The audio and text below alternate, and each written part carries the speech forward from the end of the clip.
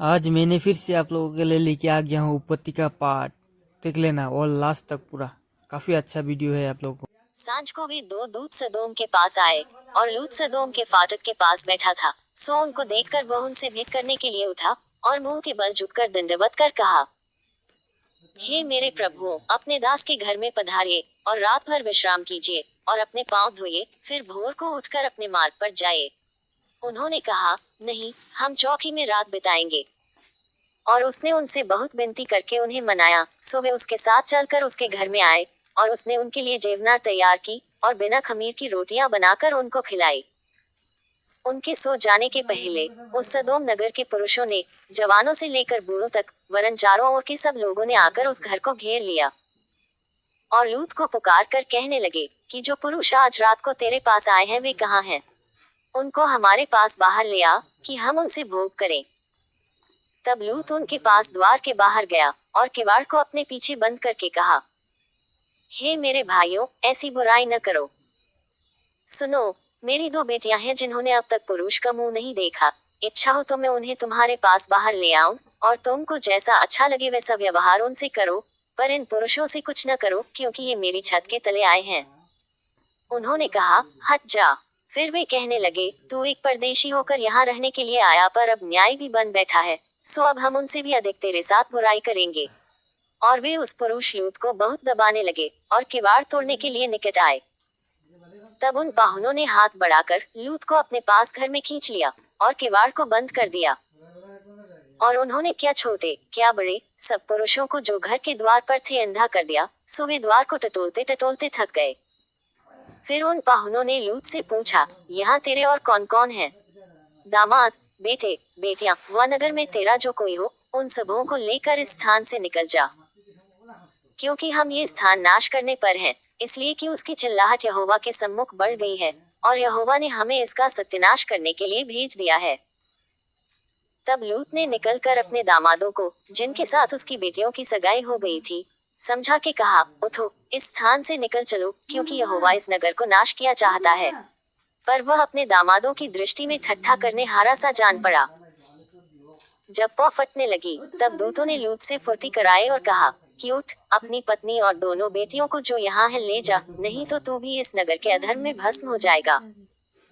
पर वह विलंब करता रहा। इससे उन पुरुषों ने उसका और उसकी पत्नी और दोनों बेटियों का हाथ पकड़ लिया, क्योंकि यहोवा की दया उस पर थी, और उसको निकालकर नगर के बाहर कर दिया। और ऐसा हुआ कि जब उन्होंने उनको बाहर निकाला, तब उसने कहा, अपना प्राण लेकर भाग जा, पीछे की ओर न ताकना और तराई भर में न ठहरना, उस पहाड़ पर भाग जाना, नहीं तो तू भी भस्म हो जाएगा। लूत ने उनसे कहा, हे प्रभु, ऐसा न कर। देख, तेरे दास पर तेरी अनुग्रह की दृष्टि हुई है और तूने इसमें बड़ी कृपा दिखाई कि मेरे प्राण को बचाया है, पर मैं पहाड़ पर भाग नहीं सकता, कहीं ऐसा न हो कि कोई विपत्ति मुझ पर आ पड़े और मैं मर जाऊं। देख, वह नगर ऐसा निकट है कि मैं वहां भाग सकता हूँ, और वह छोटा भी है, मुझे वहीं भाग जाने दे, क्या वह छोटा नहीं है? और मेरा प्राण बच जाएगा। उसने उससे कहा, देख, मैंने इस विषय में भी तेरी विनती अंगीकार की है कि जिस नगर की चर्चा तूने की है, उसको मैं नाश न करूंगा। फुर्ती से वहां भाग जा, क्योंकि जब तक तू वहां न पहुंचे तब तक मैं कुछ न कर सकूंगा। इसी कारण उस नगर का नाम सोआ पड़ा। लूत के सोआ के निकट पहुंचते ही सूर्य पृथ्वी पर उदय हुआ। तब यहोवा ने अपनी ओर से सदोम और अमोरा पर आकाश से गंधक और आग बरसाई और उन नगरों को और संपूर्ण तराई को और नगरों को और उस संपूर्ण तराई को और नगरों के सब निवासियों, भूमि की सारी उपज समेत नाश कर दिया। लूत की पत्नी ने जो उसके पीछे थी दृष्टि फेर के पीछे की ओर देखा और वह नमक का खंभा बन गई। भोर को इब्राहिम उठकर उस स्थान को गया जहां वह यहोवा के सम्मुख खड़ा था, और सदोम और अमोरा और उस तराई के सारे देश की ओर आंख उठाकर क्या देखा कि उस देश में से धधकती हुई भट्टी का सा धुआं उठ रहा है। और ऐसा हुआ कि जब परमेश्वर ने उस तराई के नगरों को, जिनमें लूत रहता था, उलट पुलट कर नाश किया, तब उसने इब्राहिम को याद करके लूत को उस घटना से बचा लिया। और लूत ने सोआ को छोड़ दिया और पहाड़ पर अपनी दोनों बेटियों समेत रहने लगा, क्योंकि वह सोआ में रहने से डरता था, इसलिए वह और उसकी दोनों बेटियां वहां एक गुफा में रहने लगे। तब बड़ी बेटी ने छोटी से कहा, हमारा पिता बूढ़ा है और पृथ्वी भर में कोई ऐसा पुरुष नहीं जो संसार की रीति के अनुसार हमारे पास आए। सो हम अपने पिता को दाख मधु पिलाकर उसके साथ सोए, जिससे कि हम अपने पिता के वंश को बचाए रखें। सो उन्होंने उसी दिन रात के समय अपने पिता को दाख मधु पिलाया। तब बड़ी बेटी जाकर अपने पिता के पास लेट गई, पर उसने न जाना कि वह कब लेटी और कब उठ गई। और ऐसा हुआ कि दूसरे दिन बड़ी ने छोटी से कहा, देख, कल रात को मैं अपने पिता के साथ सोई, सो आज भी रात को हम उसको दाख मधु पिलाएं। तब तू जाकर उसके साथ सोना कि हम अपने पिता के द्वारा वंश उत्पन्न करें। सो उन्होंने उस दिन भी रात के समय अपने पिता को दाख मधु पिलाया, और छोटी बेटी जाकर उसके पास लेट गई, पर उसको उसके भी सोने और उठने के समय का ज्ञान न था। इस प्रकार से लूत की दोनों बेटियां अपने पिता से गर्भवती हुई, और बड़ी एक पुत्र जनी, और उसका नाम मोआब रखा। वह मोआब नाम जाति का जो आज तक है मूल पिता हुआ। और छोटी भी एक पुत्र जनी, और उसका नाम बेनम्मी रखा। वह अम्मोन वंशियों का जो आज तक है मूल पिता हुआ। फिर इब्राहिम वहां से कूच कर दक्षिण देश में आकर कादेश और शूर के बीच में ठहरा, और गरार में रहने लगा। और इब्राहिम अपनी पत्नी सारा के विषय में कहने लगा कि वह मेरी बहन है। सो गरार के राजा अबीमेलेक ने दूत भेजकर सारा को बुलवा लिया।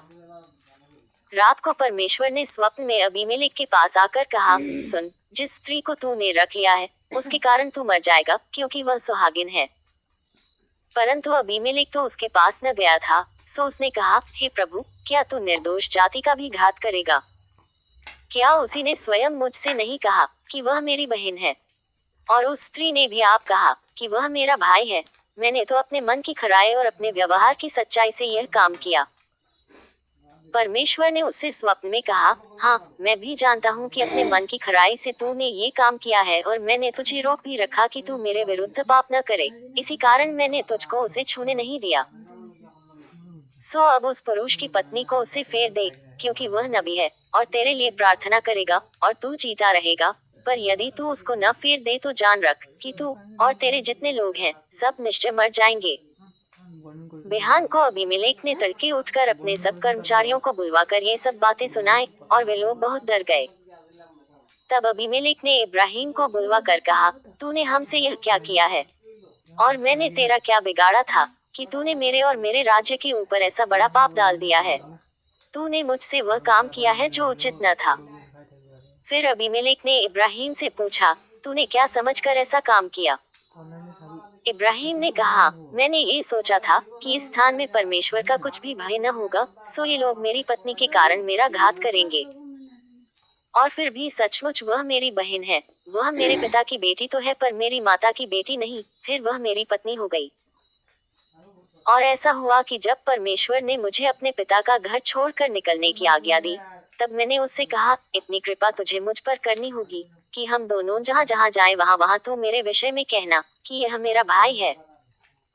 तब अबीमेलेक ने भेड़ बकरी, गाय बैल और दास दासियां लेकर इब्राहिम को दी, और उसकी पत्नी सारा को भी उसे फेर दिया।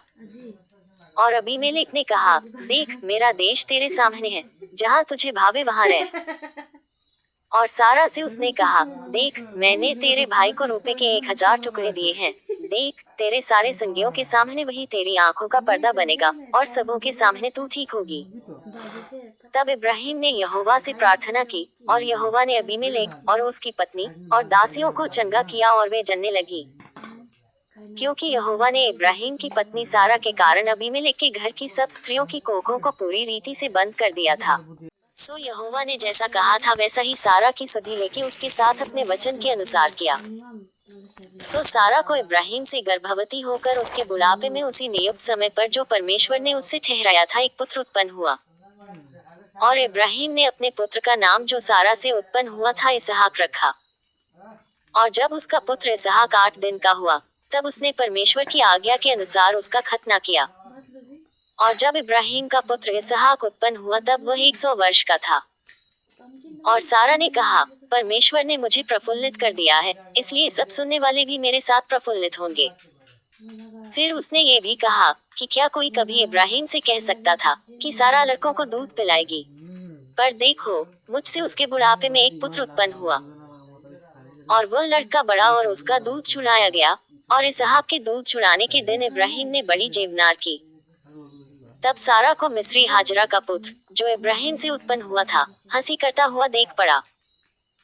सो इस कारण उसने इब्राहिम से कहा, इस दासी को पुत्र सहित बरबस निकाल दे, क्योंकि इस दासी का पुत्र मेरे पुत्र इसहाक के साथ भागी न होगा। ये बात इब्राहिम को अपने पुत्र के कारण बुरी लगी। तब परमेश्वर ने इब्राहिम से कहा, उस लड़के और अपनी दासी के कारण तुझे बुरा न लगे, जो बात सारा तुझसे कहे उसे मान, क्योंकि जो तेरा वंश कहलाएगा सो इसहाकी से चलेगा। दासी के पुत्र से भी मैं एक जाति उत्पन्न करूंगा, इसलिए कि वह तेरा वंश है। सो इब्राहिम ने बिहान को तड़के उठकर रोटी और पानी से भरी चमड़े की थैली भी हाजरा को दी और उसके कंधे पर रखी और उसके लड़के को भी उसे देकर उसको विदा किया। सो वह चली गई और बेरशेबा के जंगल में भ्रमण करने लगी।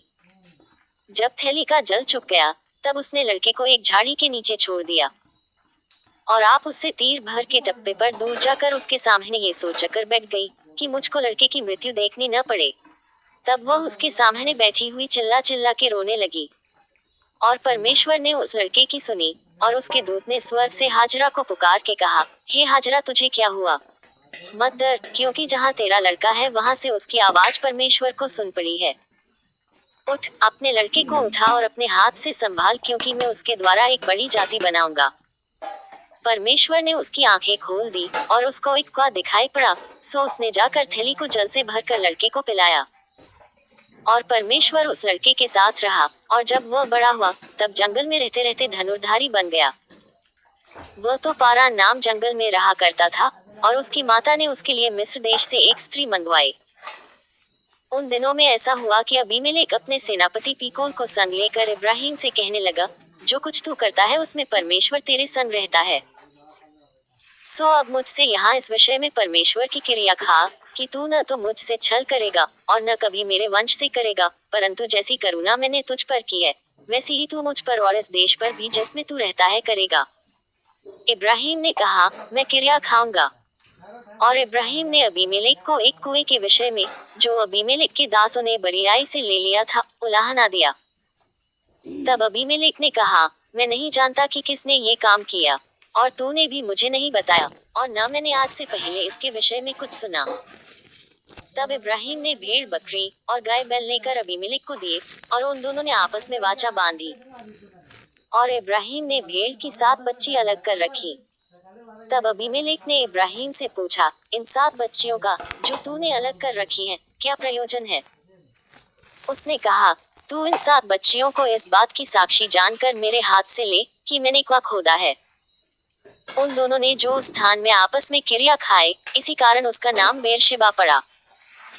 जब उन्होंने बेरशेबा में परस्पर वाचा बांधी, तब अबीमेलेक और उसका सेनापति पीकोल उठकर फिलिस्तियों के देश में लौट गए। और इब्राहिम ने बेरशेबा में झाव का एक वृक्ष लगाया और वहां यहोवा, जो सनातन ईश्वर है, उससे प्रार्थना की। और इब्राहिम फिलिस्तियों के देश में बहुत दिनों तक परदेशी होकर रहा। इन बातों के पश्चात ऐसा हुआ कि परमेश्वर ने इब्राहिम से यह कहकर उसकी परीक्षा की कि हे इब्राहिम, उसने कहा, देख मैं यहाँ हूँ। उसने कहा, अपने पुत्र को अर्थात अपने एकलौते पुत्र इसहाक को, जिससे तू प्रेम रखता है, संग लेकर मोरिया देश में चला जा और वहाँ उसको एक पहाड़ के ऊपर, जो मैं तुझे बताऊंगा, होम बलि करके चढ़ा। सो इब्राहिम बिहान को तड़के उठा और अपने गदहे पर काठी कसकर अपने 2 सेवक और अपने पुत्र इसहाक को संग लिया और होम बलि के लिए लकड़ी चीर ली। तब कूच करके उस स्थान की ओर चला जिसकी चर्चा परमेश्वर ने उससे की थी। तीसरे दिन इब्राहिम ने आंखें उठाकर उस स्थान को दूर से देखा और उसने अपने सेवकों से कहा, गदहे के पास यहीं ठहरे रहो, ये लड़का और मैं वहां तक जाकर और दंडवत करके फिर तुम्हारे पास लौट आऊंगा। सो इब्राहिम ने होम बलि की लकड़ी ले अपने पुत्र इसहाक पर लादी और आग और छुरी को अपने हाथ में लिया और वे दोनों एक साथ चल पड़े। इसहाक ने अपने पिता इब्राहिम से कहा, हे मेरे पिता। उसने कहा, हे मेरे पुत्र, क्या बात है? उसने कहा, देख, आग और लकड़ी तो है, पर होम बलि के लिए भेड़ कहाँ है? इब्राहिम ने कहा, हे मेरे पुत्र, परमेश्वर होम बलि की भेड़ का उपाय आप ही करेगा। सो वे दोनों संग संग आगे चलते गए और वे उस स्थान को जैसे परमेश्वर ने उसको बताया था पहुँचे। तब इब्राहिम ने वहां वेदी बनाकर लकड़ी को चुन चुन कर रखा और अपने पुत्र इसहाक को बांध के वेदी पर की लकड़ी के ऊपर रख दिया। और इब्राहिम ने हाथ बढ़ाकर छुरी को ले लिया कि अपने पुत्र को बलि करे। तब यहोवा के दूत ने स्वर्ग से उसको पुकार के कहा, हे इब्राहिम, हे इब्राहिम। उसने कहा, देख मैं यहाँ हूँ। उसने कहा, उस लड़के पर हाथ मत बढ़ा और न उससे कुछ कर, क्योंकि तूने जो मुझसे अपने पुत्र वरन अपने एकलौते पुत्र को भी नहीं रख छोड़ा। इससे मैं अब जान गया कि तू परमेश्वर का भय मानता है। तब इब्राहिम ने आंखें उठाई और क्या देखा कि उसके पीछे एक मेढ़ा अपने सींगों से एक झाड़ी में बंधा हुआ है। सो इब्राहिम ने जाके उस मेढ़े को लिया और अपने पुत्र की संती होमबलि करके चढ़ाया। और इब्राहिम ने उस स्थान का नाम यहोवा यिरे रखा। इसके अनुसार आज तक भी कहा जाता है कि यहोवा के पहाड़ पर उपाय किया जाएगा। फिर यहोवा के दूत ने दूसरी बार स्वर्ग से इब्राहिम को पुकार के कहा, यहोवा की यह वाणी है कि मैं अपनी ही यह शपथ खाता हूँ कि तूने जो ये काम किया है कि अपने पुत्र वरन अपने एकलौते पुत्र को भी नहीं रख छोड़ा, इस कारण मैं निश्चय तुझे आशीष दूंगा और निश्चय तेरे वंश को आकाश के तारागण और समुद्र के तीर की बालों के किनकों के समान अनगिनत करूंगा और तेरा वंश अपने शत्रुओं के नगरों का अधिकारी होगा। और पृथ्वी की सारी जातियां अपने को तेरे वंश के कारण धन्य मानेंगी, क्योंकि तूने मेरी बात मानी है। तब इब्राहिम अपने सेवकों के पास लौट आया और वे सब बेरशेबा को संग गए और इब्राहिम बेरशेबा में रहता रहा। इन बातों के पश्चात ऐसा हुआ कि इब्राहिम को यह संदेश मिला कि मिल्का के तेरे भाई नाहोर से संतान उत्पन्न हुए हैं। मिल्का के पुत्र तो ये हुए, अर्थात उसका जेठा ऊस और ऊस का भाई बूज और कमूएल जो अराम का पिता हुआ। फिर केसेद, हजो, पिल्दाश, इबलाप और बतूएल। इन आठों को मिल्का इब्राहिम के भाई नाहोर के जन्माए जनी और बतूएल ने रिबका को उत्पन्न किया। फिर नाहोर के रोमा नाम एक रखेली भी थी, जिससे तेबह, गहम, तहश और माका उत्पन्न हुए। सारा तो 127 बरस की अवस्था को पहुंची और जब सारा की इतनी अवस्था हुई तब वह किर्यत अरबा में मर गई। ये तो कनान देश में है और हेब्रोन भी कहलाता है। सो इब्राहिम सारा के लिए रोने पीटने को वहां गया। तब इब्राहिम अपने मुर्दे के पास से उठकर हित्तियों से कहने लगा, मैं तुम्हारे बीच पाहुन और परदेशी हूँ। मुझे अपने मध्य में कब्रिस्तान के लिए ऐसी भूमि दो जो मेरी निज की हो जाए, कि मैं अपने मुर्दे को गाड़ के अपने आंख की ओट करूं। हित्तियों ने इब्राहिम से कहा, हे हमारे प्रभु, हमारी सुन, तू तो हमारे बीच में बड़ा प्रधान है। सो हमारी कब्रों में से जिसको तू चाहे उसमें अपने मुर्दे को गाड़। हम में से कोई तुझे अपनी कब्र के लेने से न रोकेगा कि तू अपने मुर्दे को उसमें गाड़ने न पाए।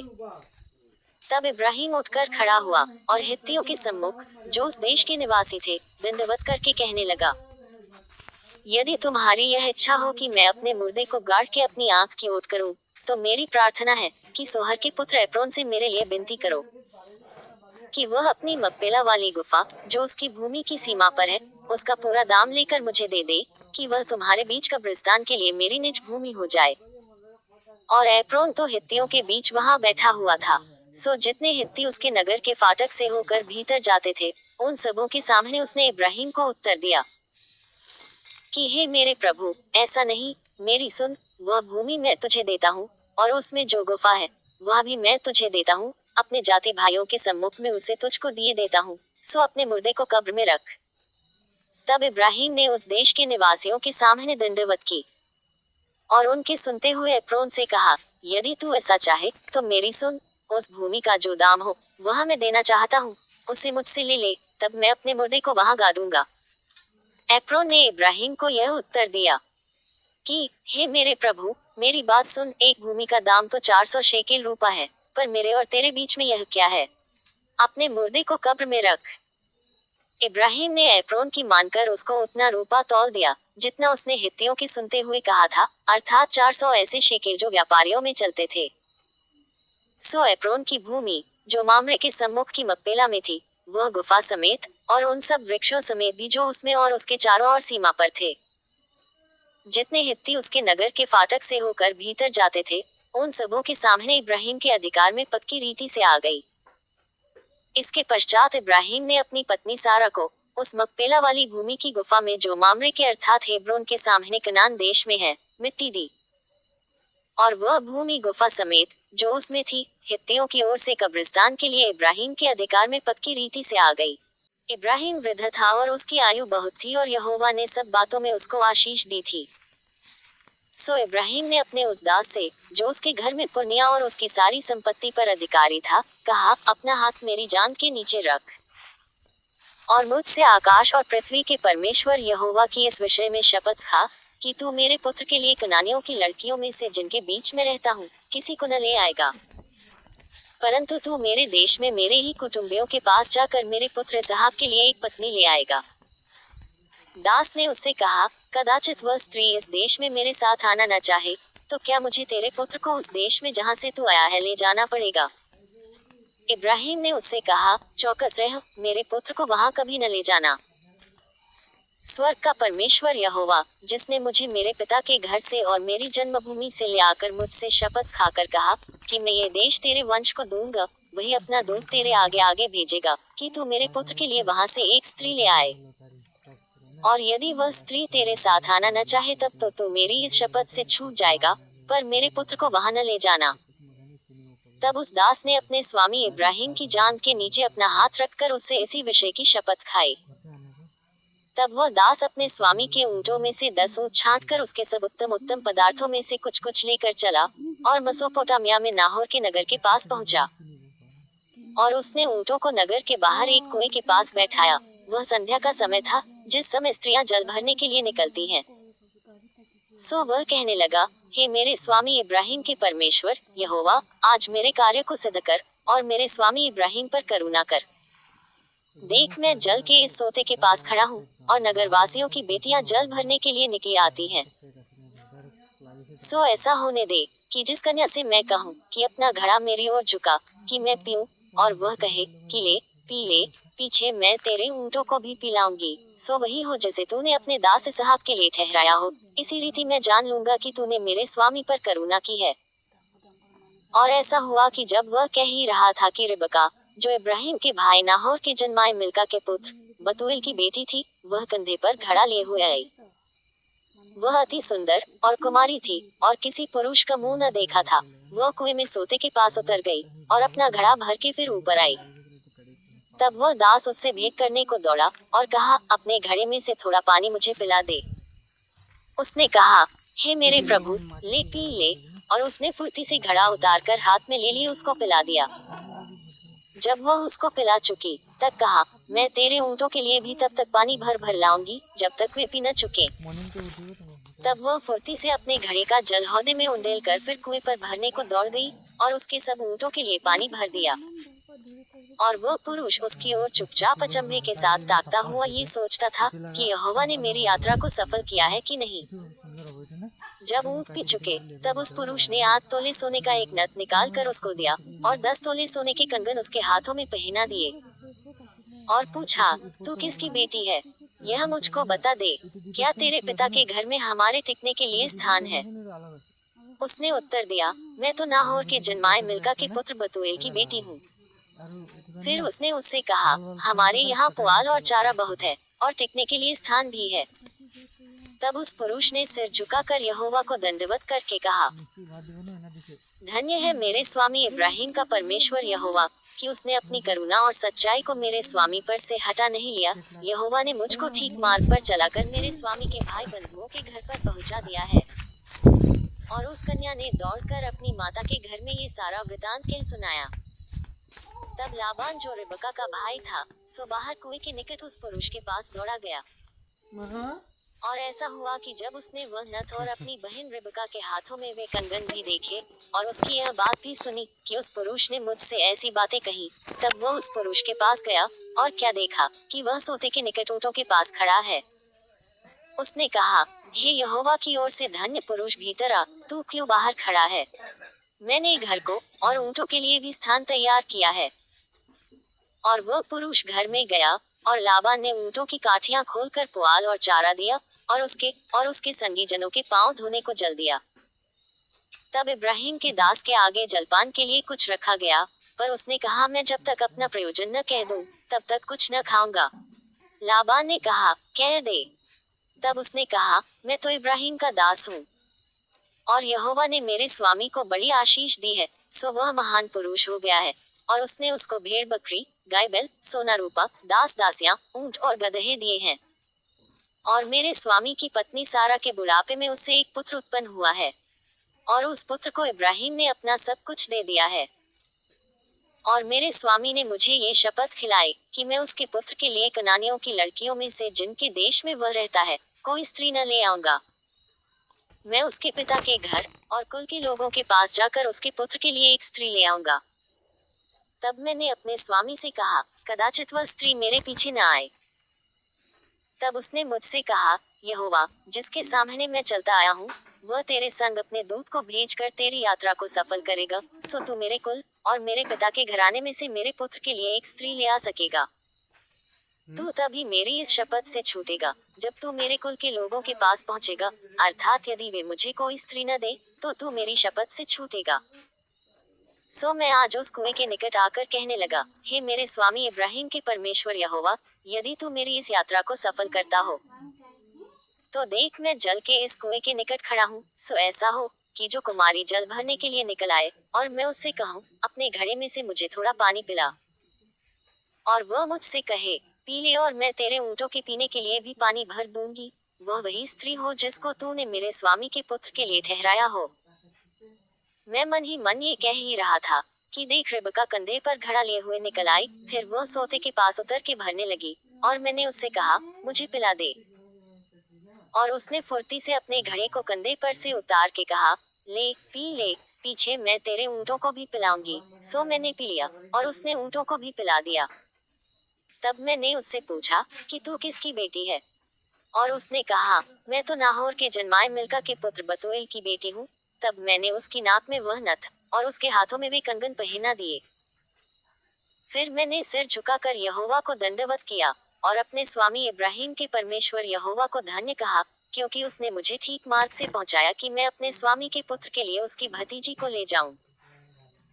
सो अब यदि तू मेरे स्वामी के साथ कृपा और सच्चाई का व्यवहार करना चाहते हो तो मुझसे कहो, और यदि नहीं चाहते हो तो भी मुझसे कह दो, ताकि मैं दाहिनी ओर व बाईं ओर फिर जाऊं।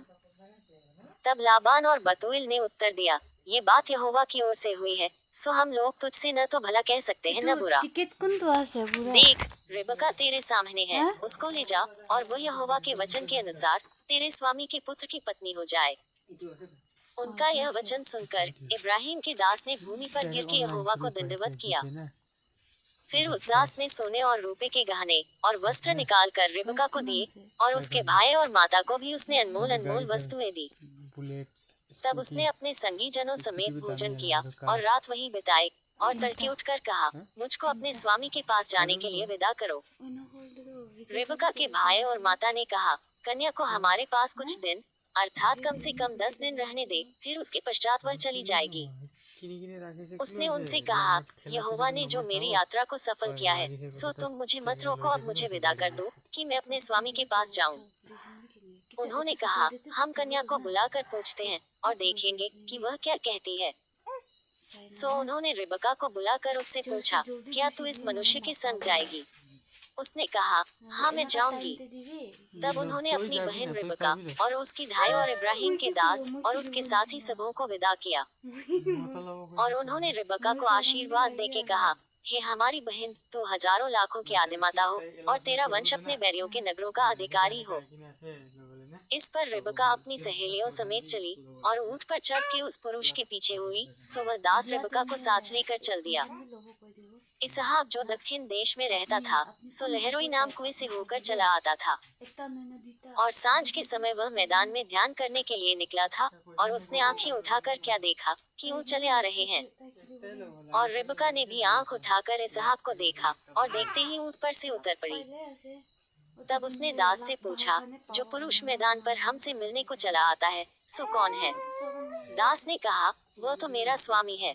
तब रिबका ने घूंघट लेकर अपने मुंह को ढांप लिया, और दास ने इसहाक से अपना सारा वृतांत वर्णन किया। तब इसहाक रिबका को अपनी माता सारा के तंबू में ले आया और उसको ब्याह कर उससे प्रेम किया, और इसहाक को माता की मृत्यु के पश्चात शांति हुई। आप लोग यहाँ तक अगर इस वचन को सुन लिया हो तो ईश्वर आप लोग आशीष दिया होगा, और इसको नेक्स्ट पार्ट में और ले आऊँगा। और दिन उपत्ति के भी आने वाला है, आप लोग इसको सब्सक्राइब कर लेना और लाइक कर देना, और आप लोग डेली सुनना मेरा ये वीडियो।